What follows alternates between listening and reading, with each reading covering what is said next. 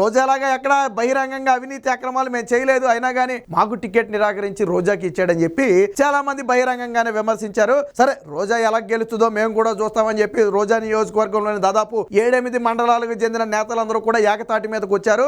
అసలు రోజాకి టికెట్ ఇస్తే మేము ప్రతిపక్షాలకు పనిచేస్తామని చెప్పి వాళ్ళు హెచ్చరించారు. అన్ని పక్కన పెట్టి జగన్మోహన్ రెడ్డి టికెట్ ఇచ్చారు. మరో పక్క పెద్దిరెడ్డి నుంచి కూడా రోజా తీవ్ర వ్యతిరేకత ఎదుర్కొంటున్న పరిస్థితి. పెద్దిరెడ్డి కూడా మొదటి నుంచి రోజాకి టికెట్ ఇవ్వద్దనే మొదటి నుంచి పట్టుబట్టాడు. ఇప్పుడు అందరికీ అర్థం కాని విషయం ఏంటంటే ఎలా వచ్చిందని.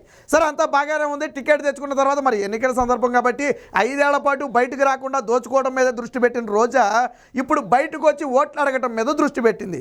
సో పుత్తూరులో ఎన్నికల ప్రచారంలో భాగంగా పుత్తూరు వెళ్ళి అక్కడ ఓట్లు అడిగే క్రమంలో రోజాకి ఒక భారీ షాక్ తగిలింది. ఏంటి ఆ షాక్ అంటే, అక్కడ ఊరంతా కూడా ఏకమైపోయి అసలు రోజా మా దగ్గర అడుగు పెట్టడానికి వస్తే మేము ఊరుకునేది లేదని చెప్పి తరిమి కొడతామని బహిరంగంగానే హెచ్చరించారు.